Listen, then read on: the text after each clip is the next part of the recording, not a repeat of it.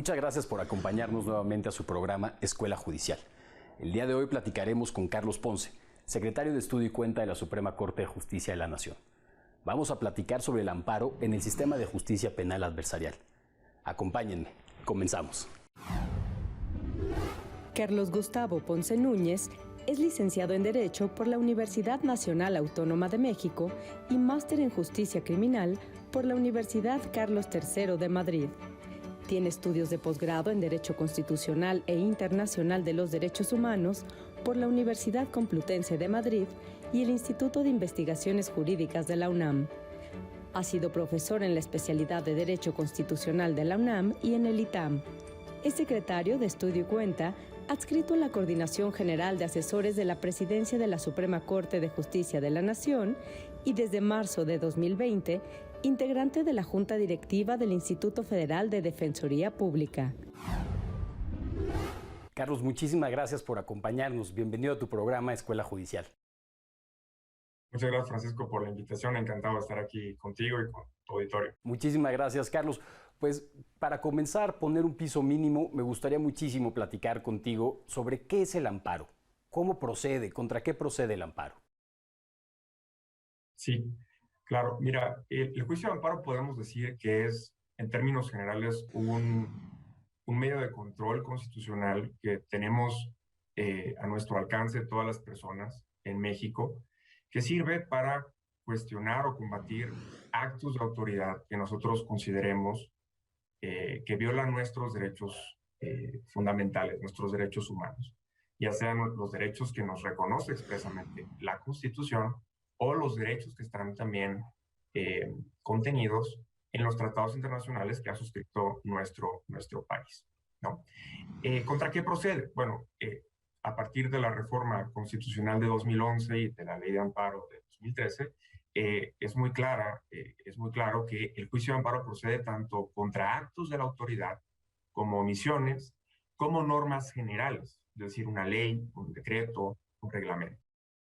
En ese sentido, Carlos, es un ámbito muy amplio, ¿no? Técnicamente tiene sus complejidades, iremos abordándolas un poquito más adelante, pero para entrar en la materia del amparo penal, a tu consideración, ¿cuáles son las características que definen específicamente a este tipo de juicio, al amparo penal? Bueno, si uno revisa la ley de amparo, uno podrá darse cuenta que, hablando específicamente de la materia penal, es decir, cuando se impugnan actos penales, la ley de amparo tiene una serie de reglas que hacen que este tipo de amparos sean característicos o sean particulares. Y son varias, solamente te mencionaría yo algunas. Hablemos, por ejemplo, de los plazos. Por regla general, el juicio de amparo procede o debe interponerse, debe promoverse dentro de los 15 días siguientes a que el acto reclamado ha sido notificado o que se tiene conocimiento de él. Sin embargo, tratándose específicamente de sentencias condenatorias que imponen pena de prisión, la ley de amparo aquí tiene una excepción, que es que el amparo en estos casos, que sería un amparo directo, procede o se puede interponer, promover dentro de un plazo de 8 años. Y con esto la ley de amparo pues, le da a las personas que han sido sentenciadas pues, un plazo más que razonable para poder preparar adecuadamente su defensa. Hay otras características, por ejemplo, la suplencia de la queja. A diferencia de otras materias, como en materia administrativa o civil, en materia penal, la ley de amparo establece la obligación de los juzgadores de suplir la deficiencia de la queja en favor de las personas imputadas o sentenciadas e incluso de las víctimas cuando tienen el carácter de quejosas. Y esto es así, nos dice la ley de amparo, incluso ante la ausencia de conceptos de violación o agravio. Carlos, podemos detenernos un poquito en este punto. Te preguntaría nada más, ¿qué es la suplencia de la queja? Con gusto, Francisco, claro. La suplencia de la queja es una figura que establece la ley de amparo que se traduce en un deber de los jueces de analizar los actos reclamados en su integridad y a pesar o más allá de que la parte quejosa no hubiera hecho valer un argumento específico o no hubiera evidenciado una violación, los jueces tienen el deber de evidenciarlo y en su caso conceder el amparo contra estas violaciones y ordenar su reparación. Insisto, con independencia de que las partes lo hubieran argumentado así en su demanda. En ese sentido, Carlos, ¿quién puede promover un amparo en materia penal? Bueno, hoy en día la ley de amparo reconoce que el juicio de amparo contra actos en materia penal, ya sea contra actos del Ministerio Público o contra actos de jueces penales, puede ser promovido tanto por la persona que es indiciada o que está siendo procesada o que ya ha sido sentenciada, o bien por las víctimas u ofendidos del delito. Eh, ya sean víctimas directas, es decir, quienes directamente resintieron los efectos del delito, o bien víctimas indirectas, como pueden ser sus familiares. Carlos, vamos a una breve pausa. Regresamos para seguir platicando sobre esta materia. A nuestro auditorio, por favor, no se despeguen. Continuamos en Escuela Judicial.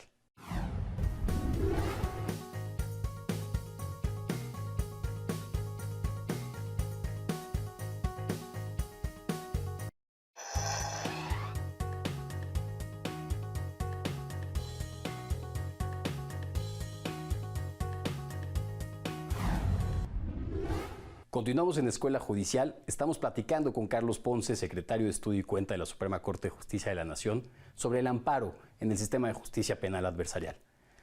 Carlos, hace un momento hacías énfasis en que uno de los elementos característicos del amparo era precisamente los plazos, y hablábamos del amparo directo. Sin embargo, me gustaría en este segundo bloque que pudiéramos platicar cuándo procede el amparo indirecto en materia penal. Si hablamos específicamente de actos dictados dentro de un proceso penal que ya inició, existen reglas muy específicas que nos dicen cuándo puede proceder este medio de control, ¿no? Si uno ve la Constitución y la Ley de Amparo, deben tratarse de actos que sean de imposible reparación. Esto es, el amparo directo contra actos dentro del proceso podemos decir que es excepcional. No procede en principio contra cualquier tipo de acto, sino que debe de tratarse de actos que sean de imposible reparación. ¿Y qué se entiende por actos de imposible reparación? La Ley de Amparo nos dice que debe tratarse de actos que afecten de forma material derechos sustantivos. Y en la jurisprudencia se ha entendido que esto se actualiza normalmente cuando se trata de actos que no pueden ser reparados ya en la sentencia definitiva, ¿no?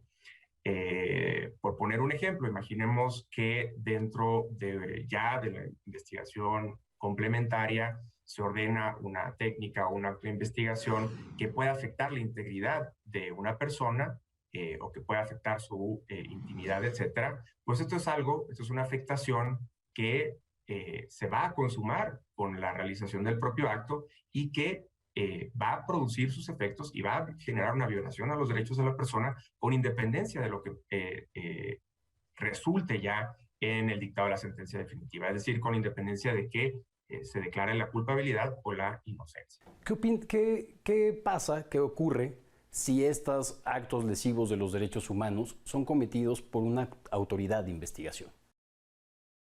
Sí. Bueno, en estos casos, cuando las autoridades de investigación tienen propiamente el carácter de una autoridad, es decir, que realizan actos fuera, digamos, de la control o de la supervisión ya de un juez dentro de un proceso, el juicio de amparo pues también procede contra actos de estas autoridades. Son actos de autoridad que pueden violar derechos fundamentales y en esa medida el juicio de amparo es procedente en su contra. De hecho, la ley de amparo expresamente prevé que las víctimas u ofendidos pueden promover amparo contra las determinaciones del Ministerio Público que impliquen una omisión en la investigación, en la determinación del no ejercicio de la acción penal o bien el archivo temporal, etc. Aunque yo aquí sí quisiera hacer una acotación, que es que es importante también notar que el Código Nacional de Procedimientos Penales ya prevé también en su artículo 258 un recurso ordinario que debe agotarse antes de acudir al amparo, que permite a las víctimas impugnar precisamente estas determinaciones de la autoridad investigadora durante la etapa inicial, de investigación inicial, ante un juez de control. ¿Qué recurso es este, Carlos? Es un recurso que no tiene un nombre, se le llama en ocasiones un recurso innominado, pero que es un recurso, un medio de impugnación que está específicamente diseñado precisamente para combatir omisiones de la autoridad durante la investigación inicial, o bien las determinaciones de no ejercicio o de archivo temporal, en tanto que son determinaciones que implican que la investigación avance deficientemente, o bien que el proceso no se lleve a cabo y en esa medida pues, puede afectar los derechos de las víctimas a conocer la verdad o a obtener una justa reparación. Existe una discusión vigente sobre la procedencia del amparo indirecto en contra del auto de apertura al juicio oral, precisamente siendo esta la última oportunidad para poder combatir violaciones graves antes del mismo. ¿Qué opinión tienes al respecto, Carlos, sobre esta discusión?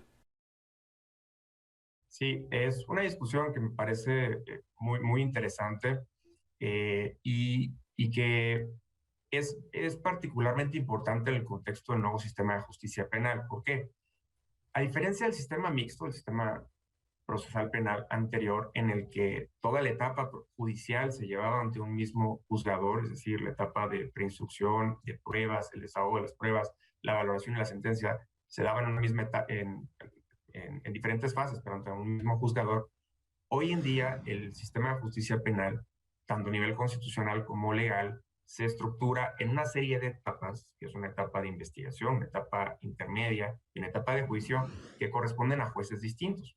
La idea, digamos, básica de esta distinción es que el juez que va a valorar o el tribunal que va a valorar las pruebas y va a dictar una sentencia no sea el mismo que conoció de las etapas previas, tanto la etapa inicial como la etapa intermedia, y no haya prejuzgado así ya sobre la culpabilidad o la inocencia de la persona que se está procesando. En ese contexto, el auto de apertura a juicio es precisamente el acto con el que culmina la etapa intermedia y con el que comienza la etapa de juicio, ¿no? Es la única resolución que, dictada en una etapa previa, en la etapa intermedia concretamente, con la que va a tener contacto el tribunal de enjuiciamiento. El tribunal de enjuiciamiento ya no va a poder ver lo que ocurrió en etapas previas. Entonces, ¿en qué medida esto es relevante para el juicio de amparo? Pues bueno, que si uno retoma la idea que comentábamos hace un momento sobre actos de imposible reparación, es muy probable, y debemos ser muy cuidadosos en este punto, es muy probable que muchas violaciones o muchos actos que se hayan cometido durante la etapa intermedia o incluso durante la etapa de investigación complementaria ya no puedan ser reparadas, en etapas posteriores, concretamente en la etapa de juicio oral, en tanto que ya ni siquiera ni el tribunal de enjuiciamiento ni los tribunales de amparo podrán conocer lo que ocurrió en estas etapas. Entonces, claro que es importante a la hora de determinar específicamente si se trata de un acto que puede ser susceptible de impugnación o no en amparo contra el acto de apertura, puedes verificar que efectivamente se trate de actos de imposible reparación, pero lo que sí es importante destacar es que esta nueva lógica de cierre de etapas y de continuación secuencial que tiene el sistema de justicia penal nos debe llevar a hacer una reflexión y a ser muy cuidadosos a la hora de analizar qué tipo de cosas podemos estar dejando, en el caso de los juzgadores, dejando sin analizar y en consecuencia en estado de indefensión, en tanto que ya no se va a poder plantear en etapas siguientes, ¿no? Y en esto pueden actualizarse muchos supuestos. Por ejemplo, ¿qué sucede si se excluye un medio de prueba por violar derechos fundamentales, ¿no? Esto es algo que ya no se podría analizar posteriormente. Carlos, vamos a una breve pausa. A nuestro auditorio les pedimos que por favor nos acompañen a conocer esta reseña bibliográfica. Sin duda alguna seguirá incrementando nuestro interés por el pensamiento y el conocimiento jurídico. Ya volvemos. Los altos índices de criminalidad derivaron en el reclamo social para transformar el sistema de justicia penal. Corría el año 2008. El Congreso de la Unión había aprobado la reforma constitucional en esta materia. Es parte de la narrativa de Rodolfo Sánchez Cepeda en su libro El juez federal penal especializado en medidas cautelares. Esta obra recoge la experiencia de los juzgadores al transitar de un sistema inquisitivo a uno adversarial, periodo en el que fueron creados los juzgados especializados en cateos, arraigos e intervención de comunicaciones como una medida para combatir al crimen organizado. En esta obra el autor describe cómo fue implementada la estrategia de seguridad y cómo fue utilizada la geolocalización de personas en tiempo real con fines judiciales, Consulta este libro en la Biblioteca Felipe Tena Ramírez. Está disponible en la Escuela Federal de Formación Judicial.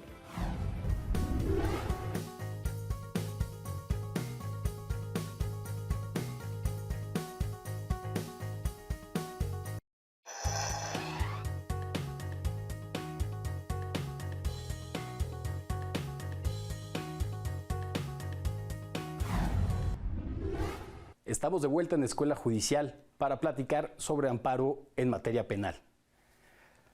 Carlos, hace un momento platicábamos sobre el amparo indirecto en materia penal dentro del proceso penal acusatorio y oral. Sin embargo, ¿cuándo procede entonces el amparo directo? Bueno, a diferencia del amparo indirecto, que procede por la general contra todo aquello que no es una sentencia definitiva, el amparo directo procede contra sentencias definitivas, es decir, que resuelven el fondo del asunto, o contra sentencias o resoluciones que ponen fin al juicio. ¿En qué caso se actualiza esto en el sistema acusatorio? Bueno, contra una sentencia que impone ya, declara la responsabilidad de una persona e impone una pena, o bien que la absuelve. Pero también contra resoluciones que dan de forma anticipada, terminada el proceso, como es las resoluciones que ponen fin a un procedimiento abreviado, o bien aquellas que declaran el sobreseguimiento del juicio, esto es, que lo resuelven sin resolver el juicio en lo principal. ¿Cómo consideras que ha ayudado el ejercicio del derecho de amparo a la consolidación del sistema de justicia penal adversarial? Desde mi punto de vista, el mayor, digamos, impacto que ha tenido el juicio de amparo en este nuevo sistema es que ha permitido que los jueces de amparo, tanto jueces de distrito, juezas de distrito, los tribunales colegiados y la Suprema Corte, debatan y dialoguen en torno a los nuevos conceptos constitucionales y a las nuevas figuras procesales que rigen este nuevo sistema de justicia penal, ¿no? Esto ha permitido que la Corte aborde y desarrolle los principios, por ejemplo, de inmediación, contradicción, precisamente que analice cuál es la lógica de las etapas del nuevo sistema de justicia penal, cómo tienen vigencia los derechos fundamentales en nuestro nuevo sistema, y bueno, que se sienten criterios que puedan regir a nivel nacional y que homologuen, digamos, la operación de este nuevo sistema pues en toda la República. En la Escuela Federal de Formación Judicial, Carlos, hemos identificado pues, precisamente la materia penal y su relación con el amparo como un elemento fundamental en la construcción de un nuevo perfil judicial. A tu consideración, desde tu experiencia, principalmente en tu experiencia jurisdiccional, ¿qué conocimientos, qué saberes, qué formación y capacitación consideras que debería de recibir este nuevo perfil judicial para poder garantizar en la mayor medida posible la protección de los derechos humanos vía amparo? Claro. Bueno, desde mi punto de vista, además de las materias clásicas, como es derecho penal, teoría general del delito, derecho procesal, creo que hoy en día es importante o es indispensable para todas las personas que llevamos a cabo una labor jurisdiccional, ya sea jueces constitucionales o no, conocer a profundidad la materia constitucional, los derechos fundamentales, la forma de argumentar en materia de derechos fundamentales, y conocer los precedentes, tanto del sistema interamericano, en tanto que ya son vinculantes para los jueces nacionales, como los precedentes del Poder Judicial de la Federación. Pero además me parece que es importante también, sobre todo ahora en el contexto del nuevo sistema de justicia penal, brindar a los operadores jurídicos de herramientas argumentativas, poner mucho énfasis en el tema de la argumentación en materia no solamente de derecho, sino también en materia de hechos, en lo que se conoce como el razonamiento probatorio. Es importante que los usuarios, el personal jurisdiccional, tenga herramientas para poder, y conceptos para poder procesar también todos los problemas que tienen que ver con la acreditación de los hechos. Carlos, creo que quedan muchos temas que habría que seguir platicando con respecto a estos elementos. Sin embargo, el núcleo de la materia creo que hemos podido abordarla. No quisiera dejar de lado que nos quedan algunas cuestiones que dialogar, que debatir. Por ejemplo, la propia posición del sistema de justicia penal adversarial de frente a la reducción del derecho penal y su intervención, ¿no? Sin duda alguna como uno de los elementos principales de un nuevo perfil judicial. Sin embargo, Carlos, pues quisiera agradecerte que nos hayas acompañado el día de hoy, que nos hayas brindado tus conocimientos y reconocer que este es tu espacio y eres bienvenido siempre. Al contrario, muchas gracias, Francisco. Carlos Ponce, secretario de Estudio y Cuenta de la Suprema Corte de Justicia de la Nación. A nuestro auditorio, nos vemos en la próxima emisión, pero antes, acompáñenos a conocer un poco más de la cultura de nuestro país para seguirnos apropiando de él. Esto fue Escuela Judicial. Les saludo desde Paseo de la Reforma para invitarles a ampliar sus territorios de placer. Esta vez, a través del monolito conocido como Tlaloc, dios de la lluvia. Vamos a conocerlo.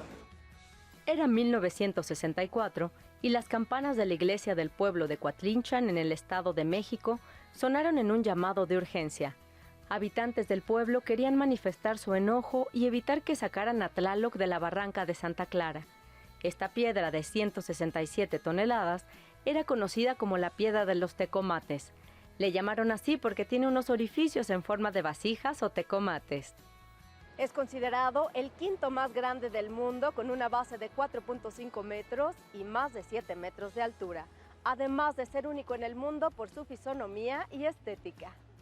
Cuando fue trasladado, a pesar de que el reporte del tiempo no pronosticaba lluvia para ese día, al entrar a la Ciudad de México comenzó un aguacero torrencial que duró 1 hora y media, un hecho inusitado para esa época del año. El monolito, que había permanecido durante siglos en posición horizontal, fue erguido para recibir majestuosamente al público que visita el Museo Nacional de Antropología. Hasta aquí nuestro recorrido por la fascinante historia del monolito conocido como Tlaloc, un orgullo más de México.